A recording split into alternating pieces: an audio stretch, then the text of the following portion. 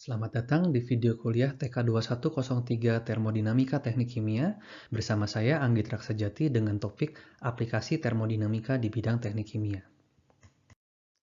Ilmu termodinamika merupakan ilmu fundamental yang banyak digunakan dan diterapkan di industri bidang teknik kimia, misalnya untuk kebutuhan utilitas ataupun pembangkitan listrik, misalnya di PLTA, PLTU batubara, PLTG, PLTN, maupun pembangkit listrik tenaga geotermal. Hal ini dibahas lebih lanjut di buku Smith-Vanes bab 8, misalnya lewat siklus Otto, siklus Diesel, siklus Brayton, dan siklus Rankine. Kemudian aplikasi kedua misalnya diterapkan dalam perancangan kolom destilasi atau unit pemisah yang memanfaatkan perbedaan titik didih komponen-komponennya. Untuk merancang unit ini kita membutuhkan data seperti kesetimbangan uap cair, seperti akan dijelaskan lebih lanjut. Kemudian aplikasi ketiga adalah untuk perancangan reaktor. Mengapa? Karena kita membutuhkan perhitungan termodinamika untuk menghitung konversi reaksi maksimum maupun kondisi kesetimbangan reaksi tersebut.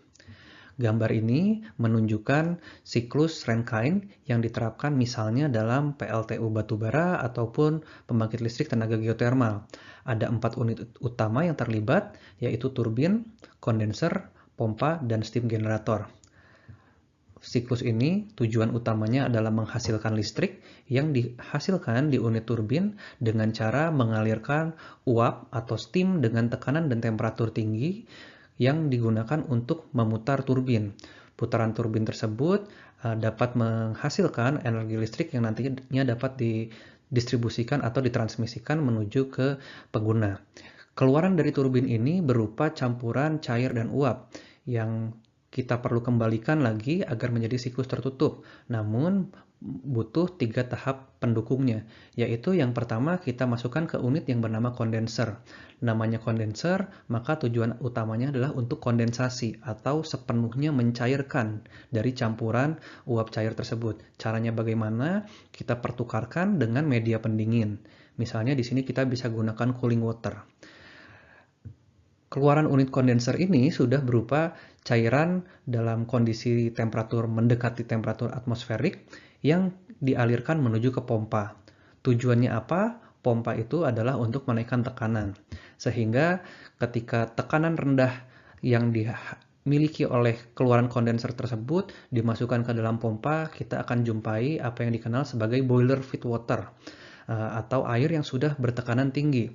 Mengapa? Karena dengan tekanan tinggi tersebut, kita bisa menghasilkan steam nantinya yang tekanannya tinggi pula dan bisa efisiensi pembangkitan listriknya pun tinggi. Unit keempat bernama steam generator. Steam generator artinya apa? Cairan sudah bertekanan tinggi diubah fasanya menjadi fasa uap. Caranya bagaimana? Tentunya dengan proses pemanasan. Panasnya diperoleh dari mana? Dalam kasus PLTU batubara, artinya panasnya diperoleh dari energi pembakaran batubara itu sendiri. Jika itu dari pembangkit listrik tenaga geotermal, maka panasnya bisa dari panas reservoir atau perut bumi. Jika ini untuk kasus PLTN, maka panasnya bisa diperoleh dari reaksi fisi uranium ataupun plutonium gitu ya. Sehingga uap panas yang dihasilkan nantinya bisa dikembalikan menuju turbin kembali untuk menutup siklus Rankine tersebut. Nah, ini contoh atau ilustrasi sederhana untuk PLTN.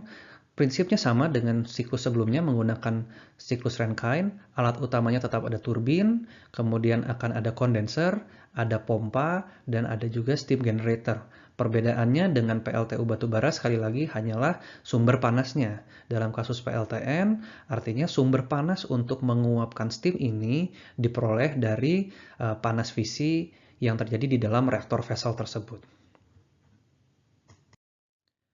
Ini adalah contoh kedua, apa yang kita kenal sebagai siklus refrigerasi. Ada 4 unit utama, yaitu evaporator, valve, kondenser, dan kompresor. Berkebalikan dengan siklus sebelumnya, tujuan dari siklus refrigerasi bukan untuk menghasilkan energi listrik, tetapi untuk mengambil panas dari sistem ke lingkungan. Atau mudahnya, refrigerasi ini banyak diterapkan dalam sistem-sistem pendingin. Kasus yang paling sederhana siklus refrigerasi tentunya dijumpai di kulkas-kulkas di rumah masing-masing gitu ya, menggunakan prinsip yang sejenis. Tetapi dalam industri-industri yang lebih besar, misalnya dalam industri LNG atau pencairan gas alam, Prosesnya melibatkan temperatur yang sangat dingin atau kriogenik, bisa mencapai minus 160 derajat Celcius. Bagaimana caranya? Tentunya panasnya itu perlu diambil dengan adanya refrigeran tersebut. Kita akan mempelajari lebih lanjut di minggu-minggu ke depan. Ya, untuk membayangkan lebih lanjut bagaimana siklus refrigerasi ataupun likuifaksi ini bekerja, coba bayangkan prinsip kerja kulkas yang ada di rumah kita masing-masing ya. Secara hukum alamnya gitu ya, panas itu umumnya berpindah dari temperatur tinggi ke temperatur rendah. Lalu bagaimana caranya kita bisa menjaga temperatur kulkas dalam kasus ini sistem lebih dingin dari temperatur lingkungan. Misalnya kulkasnya dijaga di 0 derajat atau di 4 derajat Celcius gitu ya, sedangkan lingkungannya di 25 atau sampai 30 derajat Celcius. Secara natural seharusnya panas dari lingkungan akan masuk ke dalam kulkas tersebut sehingga nantinya akan tercapai kesetimbangan temperatur yang baru. Sehingga pasti harus ada suatu prinsip penarikan panas. Harus ada kerja atau harus ada usaha yang dimasukkan dalam kasus ini biasanya listrik gitu ya. Nah, jadi alat utamanya sekali lagi tetap ada evaporator, kemudian akan ada throttle atau valve, kemudian akan ada kompresor, dan ada kondenser. Silakan dipelajari, cari referensi di internet ataupun di literatur ataupun di buku-buku termodinamika bagaimana bisa kita melawan driving force tersebut sehingga kalor yang harusnya pindah dari lingkungan ke kulkas tidak terjadi dan kita bisa menjaga kulkas di temperatur yang rendah. Ini contoh aplikasi lainnya dalam penerapan ilmu termodinamika, yaitu misalnya di sini kita jumpai proses yang ada di kilang-kilang minyak bumi atau refinery. Misalnya di Indonesia ada kilang Cilacap, Balongan, Pelaju, Dumai, Balikpapan. Dalam kilang minyak bumi, umpannya berupa minyak mentah atau istilahnya crude oil akan dipecah-pecah menjadi fraksi-fraksi penyusun minyak bumi tersebut mulai dari yang paling ringan sampai yang paling berat. Perbedaannya apa? Yang utama adalah titik didihnya. Yang paling ringan misalnya di sini menjadi gas atau menjadi LNG atau menjadi LPG, kemudian kita akan peroleh nafta, kemudian kita akan peroleh kerosin, diesel, gas oil, sampai ke residu yang nanti mungkin bisa menjadi aspal. Bagaimana memisahkannya?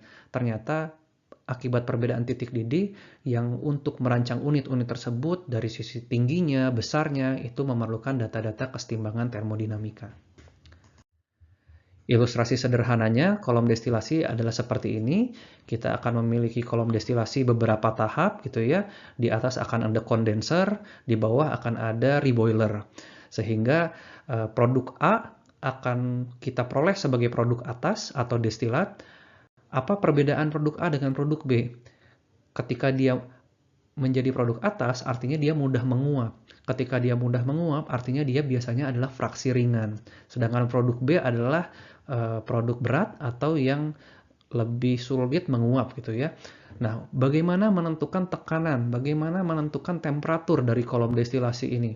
Tentunya akan dibahas di kuliah tingkat 3 dalam proses pemisahan gitu ya, tetapi basisnya adalah dari data fundamental kesetimbangan fasa.